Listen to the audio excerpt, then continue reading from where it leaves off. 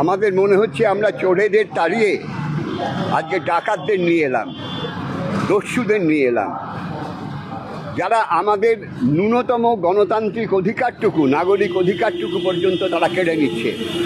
এর থেকে লজ্জার, এর থেকে দুঃখে আর কিছু হতে পারে না। এর জন্য আমার মনে হয় যেমন প্রতিবাদ হবে, তেমনি সমস্ত অঞ্চলে অঞ্চলে গ্রামে গঞ্জে প্রতিরোধ গড়ে তুলতে হবে। আমরা কোনো দিনই আমাদের আমরা এই দেশের মানুষ, আমাদের গণতান্ত্রিক নাগরিক অধিকার আমরা ছাড়বো কেন?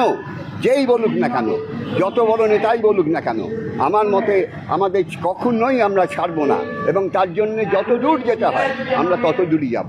তো অত্যন্ত অগণতান্ত্রিক ব্যাপার, অত্যন্ত অনৈতিক ব্যাপার, অত্যন্ত অনৈতিক ব্যাপার।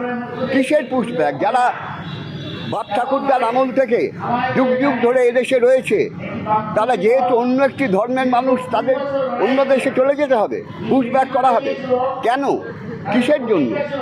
সবাই প্রত্যেকেই কি অনুপ্রবেশকারী?